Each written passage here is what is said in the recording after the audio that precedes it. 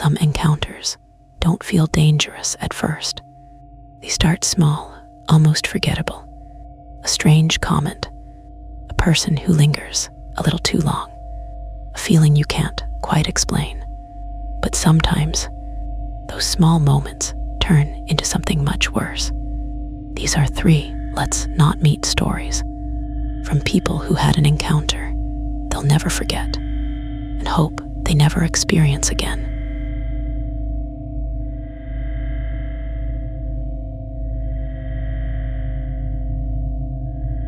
He only showed up when I was working alone, and one night, he finally told me why.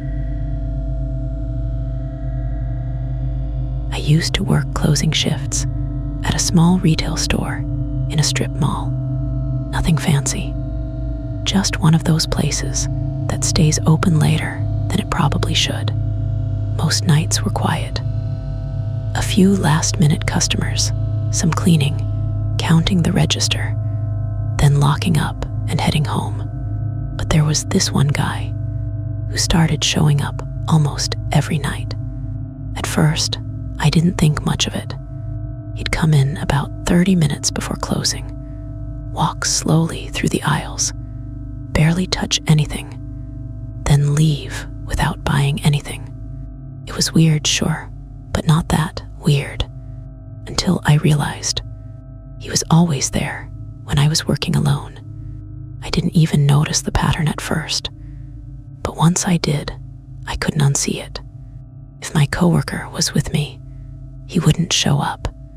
If I was closing by myself, he was there every time. One night, I decided to test it. I told my manager I felt sick and asked to switch shifts last minute. Another employee took my spot. I came back the next day and casually asked if anything weird happened. She said no strange customers, no one lingering, nothing. That's when it hit me. He wasn't just coming in randomly. He was watching. The next time I worked alone, I was already on edge. Sure enough, around 9:30, the door opened, and there he was. Same slow walk, same empty stare. But this time, he didn't wander the store. He walked straight up to the counter and just stood there, not saying anything, just looking at me. I forced a smile. "Can I help you find something?" He tilted his head slightly, then said, "You're here again." Something about the way he said it made my stomach turn. "Yeah, I work here," I said, trying to keep it light. He nodded slowly. "I know." Then he leaned in just a little. "What time do you leave?" I froze. I close at 10. He smiled. "I'll wait." My heart started pounding. I laughed nervously. "Oh, you don't have to do that." "I want to." That was it. I didn't argue. I didn't question it. I just nodded and pretended everything was fine. For the next 30 minutes, he stayed in the store, not shopping, not moving, just watching. The second it hit 10, I locked the doors, but I didn't leave. I stayed in the back room, lights off, watching through the security monitor. He didn't leave either. He stood outside the store, waiting for me for almost 20 minutes. Then slowly, he walked away. The next day, I told my manager everything. They checked the cameras, and that's when things got worse. On nights that I wasn't working, he would still come by. He'd walk up to the store, look inside, and leave, like he was checking to see if I was there. I quit a week later. I still think about what would have happened if I walked out that night. And sometimes, when I'm leaving work late, I get this feeling like someone's waiting for me to come out.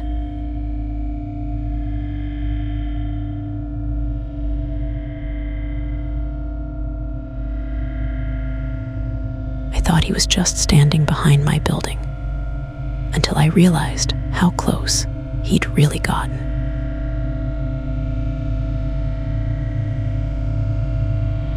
This happened when I lived alone in my first apartment. It wasn't in a bad area, but it wasn't great either. The kind of place where you double-check your locks at night. I got into the habit of taking my trash out around the same time every evening. There was a dumpster behind the building, down a short alley. It was quiet back there. No cameras, no lighting except for one flickering bulb. I never liked it, but it was convenient. One night, as I was walking back to my apartment, I noticed someone standing at the end of the alley, just standing there. I slowed down a bit.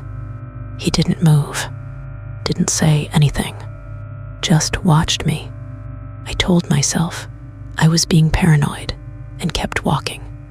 As I got closer, I gave a small, awkward nod. Hey, no response. I brushed it off and went inside. But the next night, he was there again. Same spot, same silence.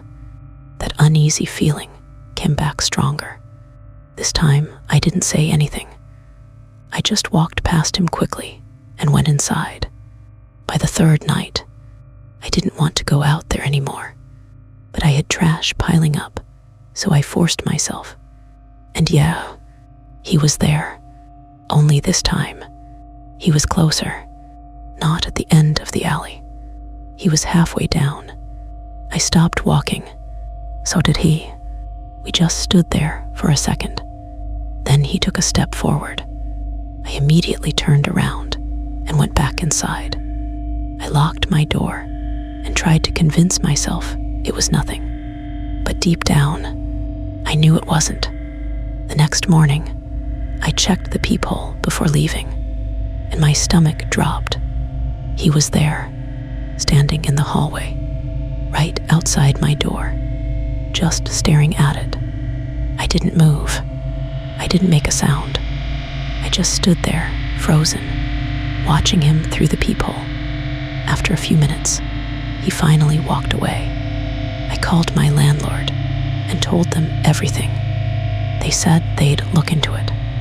That night, I didn't take the trash out. The next night, I didn't either. I stayed inside as much as possible. But a few days later, I had to leave for work early in the morning. I opened the door slowly, checked both directions, and stepped out. Everything seemed normal until I got to the dumpster. Sitting right next to it was my trash bag, the same one I hadn't taken out, tied the exact same way, placed neatly beside the dumpster, like someone had been inside my apartment and took it out for me.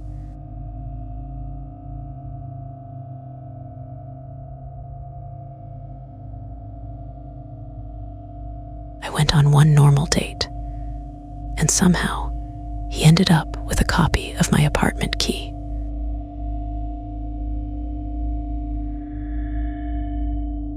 I matched with him on a dating app.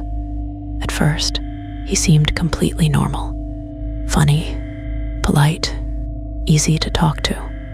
We messaged for a few days before deciding to meet up for coffee.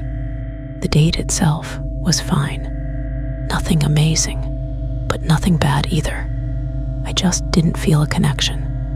At the end, I told him I wasn't interested in seeing each other again. He smiled and said he understood. No argument, no awkwardness.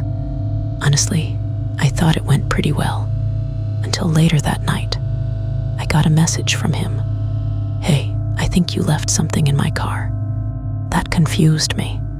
We didn't even drive anywhere together. I didn't bring anything, I replied. He read it, didn't respond. A few minutes later, another message. You should check again. I felt a little uneasy, but I ignored it. Then he sent a picture. It was my apartment building, taken from across the street. My stomach dropped.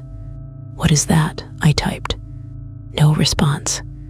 Then another picture, closer this time, right outside the entrance.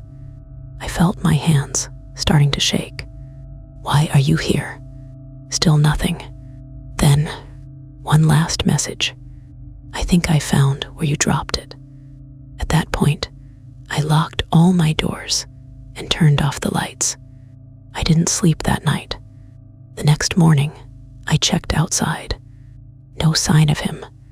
I blocked his number, deleted the app, tried to move on. A few weeks later, I was taking out my mail, and that's when I saw it, sitting inside my mailbox. A small object, wrapped carefully. No name, no return address, just placed there. I took it inside, hands shaking, unwrapped it slowly, and inside was a key.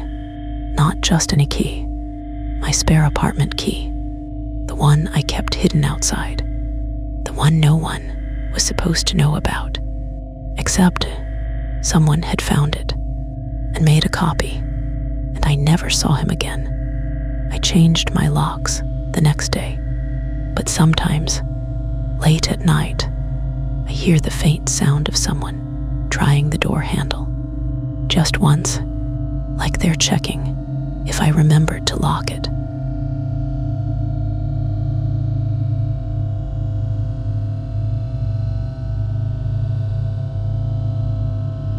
Some people don't look dangerous. They don't act aggressive or threatening, at least not at first. And that's what makes stories like these so unsettling. Because the moment you realize something's wrong, it might already be too late. If you've ever had an encounter that made you think, "Let's not meet," feel free to share it. Your story could be in the next video. And if you want more true stories like these, make sure you're subscribed to True Terra, because the next one might hit even closer to home.